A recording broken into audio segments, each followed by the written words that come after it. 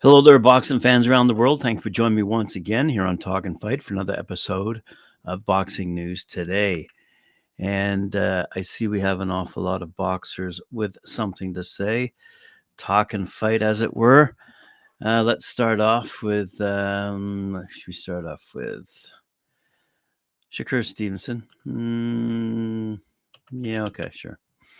Gervonta Tank Davis shared late last year that his desired hit list in 2023 is headed by undisputed lightweight champion Devin Haney and Shakur Stevenson, says Manuk Ayupkan in BoxingScene.com.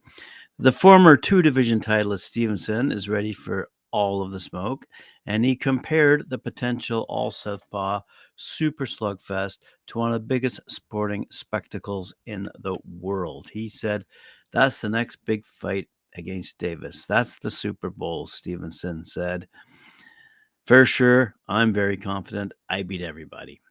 Stevenson, who's 20-0 with 10 knockouts, and Davis, who's 29-0 with 27 knockouts, have previously sparred with one another, and the 2016 United States Olympic silver medalist remembered how it unfolded. "It was like a chess match. It was more like a thinking game between me and Tank," said Stevenson. "I like fighting southpaws. I think he said in one of his interviews that he doesn't like fighting southpaws, and it was good for me." With just one fight under his belt at lightweight, it appears Stevenson will have to earn his place in the 135-pound pecking order as his profile continues to be built. Top-ranked stablemate Vasily Lomachenko could also be a potential next foe for Stevenson. A date with Devin Haney would appear to be unlikely, though, at least this year. Regardless of what next for Stevenson, he already has lofty goals set for himself. He says, "I'm going to be a Hall of Famer, one of the best boxers that ever lived. I want to join the Muhammad Ali, Sugar Ray Robinson, Floyd Mayweather Jr., Andre Wards of the world. I want to join them and get my spot and legacy like they got their spot and solidify it. I've really been focused lately on my September 22nd unanimous dedication win against Robson Kancheko. I really feel like focus went all the way up to a new level." So that's a little bit about Shakur Stevenson, who also says he's leaning in the direction of Terence Crawford coming out victorious against Errol Spence Jr. on July 29th.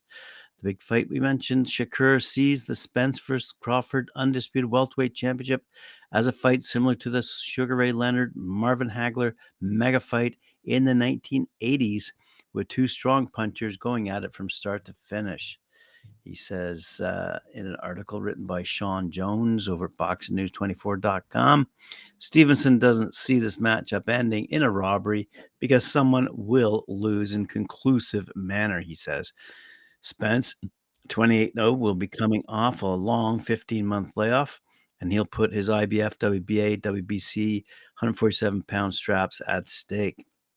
For his part, Crawford will have his WBO belt on the line. Crawford fought last December, stopping David Amnasian. We still haven't heard the final outcome, though, of the boxing glove controversy. In the sixth round, his last high-level fight, Crawford has won 2 years ago against Sean Porter in 2021. Crawford is turning 36 in September, and it's difficult to say how much he has left because he's been plagued by inactivity since 2020. Yeah, I've been telling people, I didn't tell people when they asked me, I'm like, hey, a lot of people were mad that fight didn't happen, but I told people fights don't happen when they're supposed to happen. If it didn't happen, it just wasn't meant to be at that time, said Shakur Stevenson about the Errol Spence Jr. versus Terence Crawford clash. "I got a lot of love for Errol Spence," he continues. "I got a lot of tremendous amount of love for my brother Terence Crawford. I'm rocking with my brother Bud, but nothing but love and respect for Errol. I can't wait to watch the fight. It's going to be a classic. I think it's going to be something like Leonard Hagler.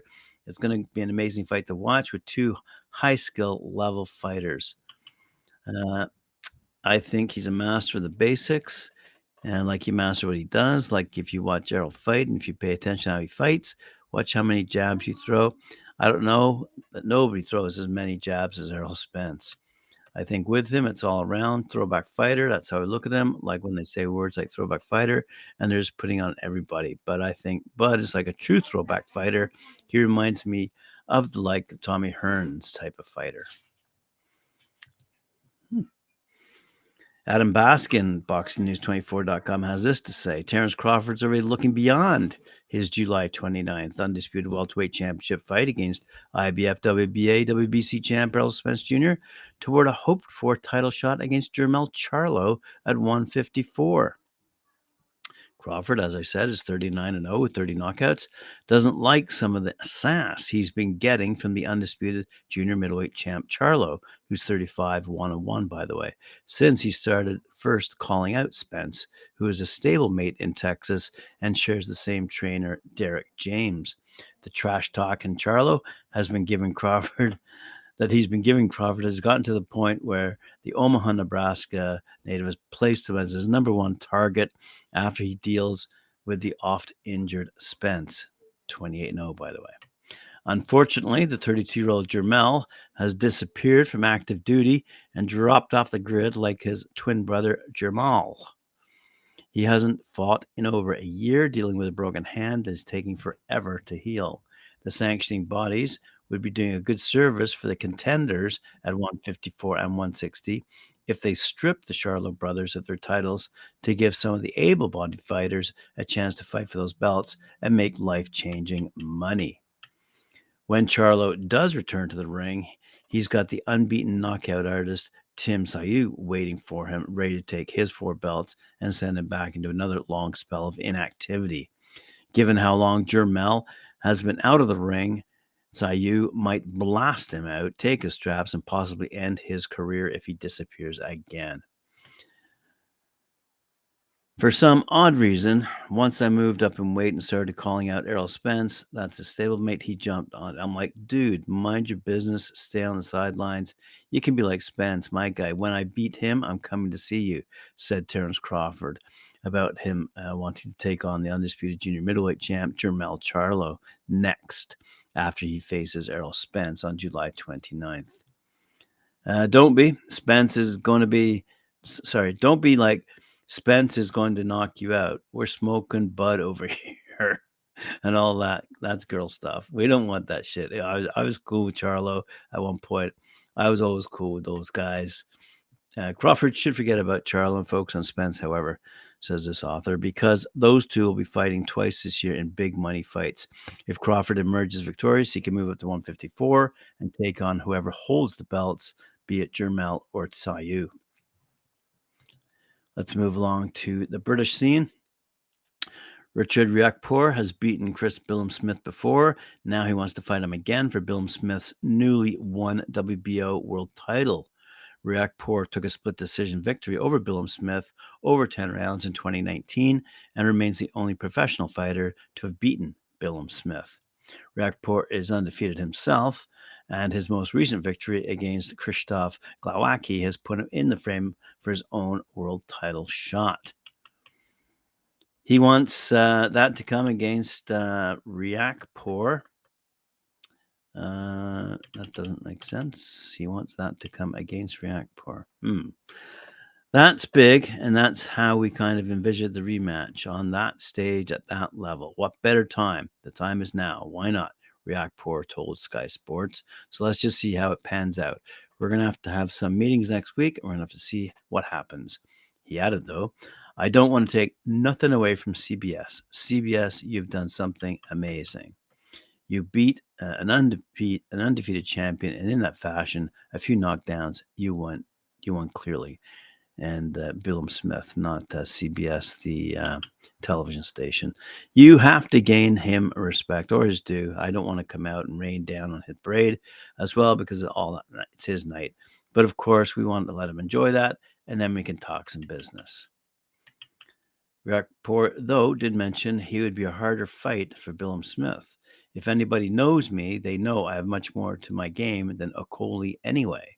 Riakporhe said, I have good IQ now. I know what I'm doing. I have experience. He'd have to deal with a lot more than just trying to take away my right hand, he says. My last let's say 4 fights, I've probably knocked them out with my left hand. So that's something else you need to think about. But he knows Don Smith's unique will to win makes him formidable. He did look hurt, but he really wanted to get it done. And with that W, he was ready to do whatever. I could see it in his eyes. I could see it in his demeanor. I could see it in his body language. It was his night, Riakporhe said. Speaking of CBS, let's move along to what I'd promised you all today, and that is the knockouts of the year according to CBS Boxing. Let's start off back in January when Liam Smith knocked out Chris Eubank Jr. on January 21st. Eubank's team was quick to say they'd activate the rematch clause for the fight, and the pair are expected to rematch later in 2023. We then saw Alexis Roca just defeat George Ashe back on January 28th. After the win, Roca called for a fight with Terence Bud Crawford. And 1 month later, the WBO ordered the matchup, putting Roca in position for the biggest fight of his career. Then we saw Maurizio Lara classically defeat Lee Wood back on February 18th. Given Wood entered as a WBA featherweight champ, he had a rematch clause baked into the contract, and Wood said after the fight that he absolutely wanted a rematch. Got it and won, by the way, as we all know. Eduardo Nunez defeated Jesus Martin Kaya on March 4th. Wasn't on anybody's radar, but that didn't stop Nunez from using it to cement himself in the conversation for knockout of the year. In the second round, Nunez hopped forward and unloaded a right hand that immediately put Keita to sleep. The knockout was Nunez's 24th, maintaining his 100% career knockout rate, while handing Keita his first defeat of his professional career.